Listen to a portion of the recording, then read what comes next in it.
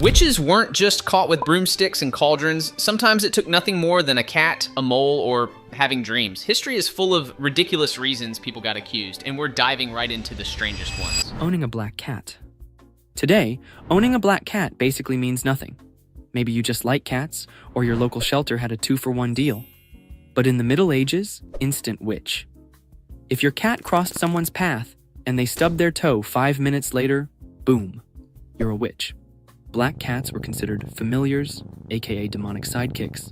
Basically, your adorable house cat was seen as a furry Satan intern. It's wild how a cat color palette could ruin your whole life. In medieval Europe, a black cat wasn't a pet, it was basically a furry subpoena to the Inquisition.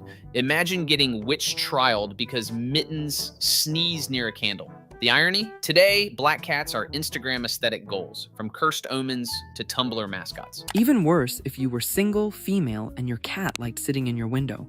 Congratulations, you just opened a portal to hell, all while trying to stop a mouse problem. Black cats were so feared that some towns organized actual cat-burning festivals.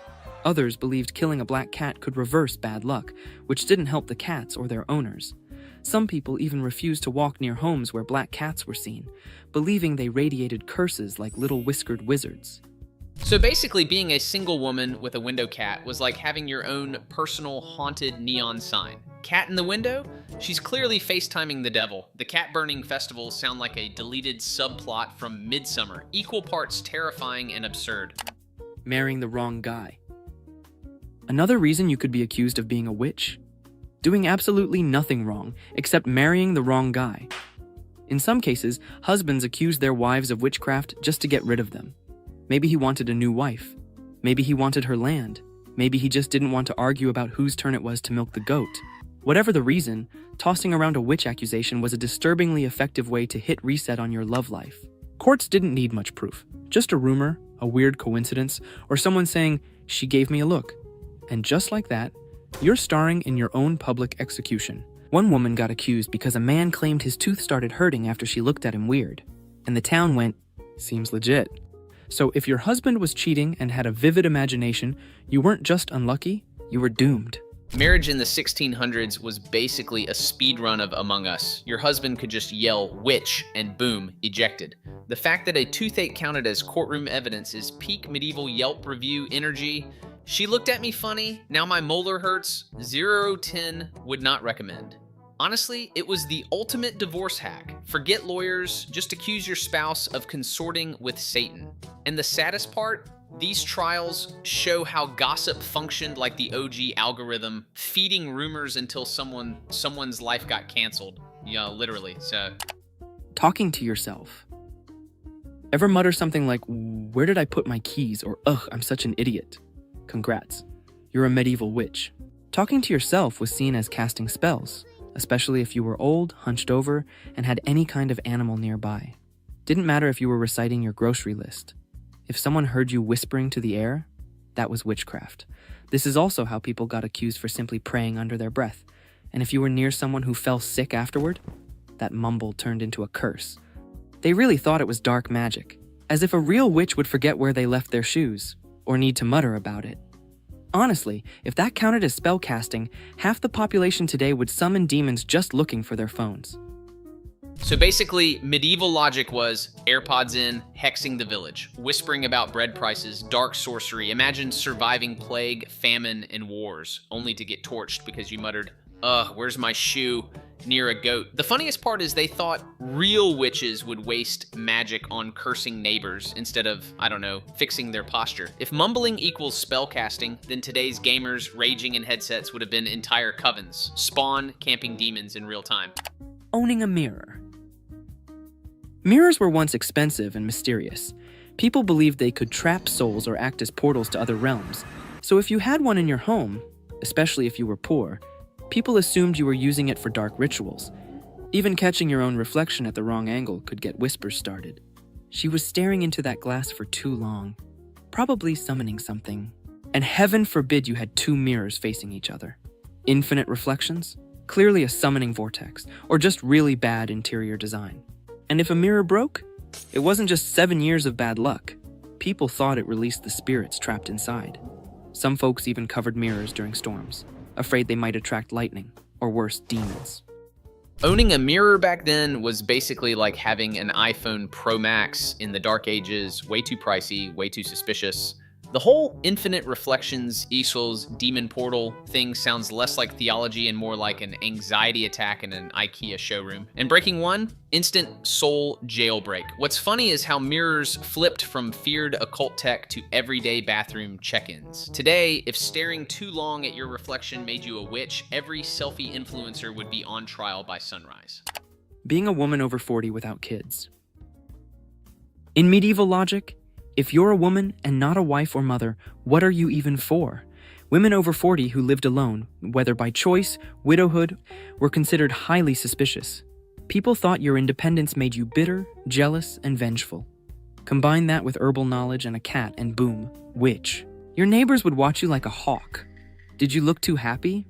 Suspicious. Too sad? Also suspicious. There was no winning, just a slow walk to trial. Some communities even kept a list of odd women, just in case crops failed and they needed a scapegoat. You weren't a respected elder. You were an unexplained variable. And back then, unexplained meant unholy. You could be invisible for years, until someone's cow died, and suddenly everyone remembered your name. So basically, hitting 40 without kids was like unlocking the suspicious DLC. Independence wasn't admired. It was treated like malware. Add a cat and some chamomile tea knowledge, and congrats, you're the final boss of witchcraft. The whole list of odd women thing is just medieval LinkedIn, except your only endorsement was Mayhex Livestock. What's insane is how they turned loneliness into evidence of Satan. Surviving something others didn't. Sometimes the thing that saved you from the plague, from famine, from childbirth, got you accused. If your neighbors died and you didn't, clearly you must have made a deal with the devil, or hexed someone, or stole their luck. You couldn't just be lucky or smart, like boiling your water or washing your hands. Survival made you sus. If your house didn't catch fire in a lightning storm, must be a force field. Did your garden grow while others failed? Dark magic, obviously. Didn't matter if you just stayed indoors, ate garlic, or washed your hands like a maniac, surviving made you suspicious. Because clearly being alive meant you cheated the system, or made a shady pact. Surviving anything back then was too lucky to be normal. Wash your hands, witch, eat garlic, sorcery, house doesn't burn, clearly a demon firewall. Basically, being alive meant you hacked life's system. Imagine dodging the plague only to get nerfed at trial for having decent hygiene. Floating on the water.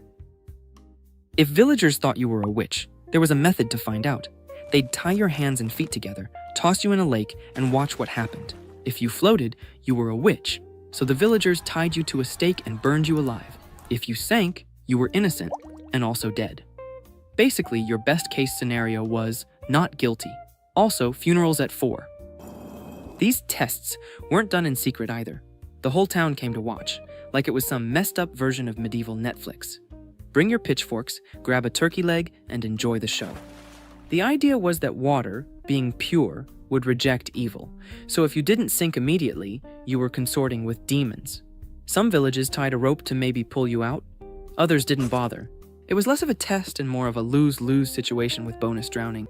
Ah yes, the classic float and fry, sink and die logic. Witch trials were basically medieval game shows with 0 winners, just public drowning as primetime entertainment. The whole town showed up like it was medieval Coachella, but with more pitchforks. Water rejecting evil, more like science rejecting sanity. Honestly, it wasn't justice, it was a lose-lose speed run to the afterlife. Looking different. A birthmark, a lazy eye, red hair, anything that made you stand out physically could be seen as a mark of the devil. People believed witches were branded by Satan, and any unusual feature counted. Some accused witches were even searched for witches' teats, small bumps or moles supposedly used to feed their demonic familiars. If examiners found anything remotely odd on your skin, they had proof. So basically, if puberty hit you weird or you had freckles, tough luck. Time to pack for the Inquisition. And if you tried to cover it with makeup, extra witchy. Being different in other ways could get you in trouble too. Like being left-handed. It was basically a 100% guarantee that you were a witch. And not just back then. People still thought it was a flaw not that long ago, but I said more about that in this video. Basically, medieval society turned freckles, red hair, or being left-handed into a satanic dress code violation. A mole, demon's snack bar. Makeup, extra witchy. It's like puberty itself was a criminal offense. Honestly, the only real curse here was bad dermatology mixed with zero critical thinking. Having dreams that came true. Say you had a dream your neighbor's cow would die, and it did. Doesn't matter if the cow was already limping and making weird sounds. The moment it keeled over, guess who's guilty? Dreams were viewed as dangerous windows into forbidden knowledge. Even if your dream was just, I think it's gonna rain, and it did, suspicious. Clearly, Satan was feeding you forecasts. Sometimes just saying, I had a feeling was enough to raise eyebrows. Intuition wasn't admired, it was feared. Because how dare you predict the obvious? If you had a nightmare, you kept it to yourself, or risked being the reason someone's sheep vanished. So dreaming was basically medieval Google alerts. Cow dies after you dream it?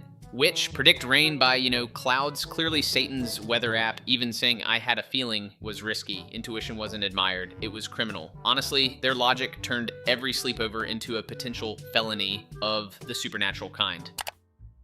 Appearing in someone's dream.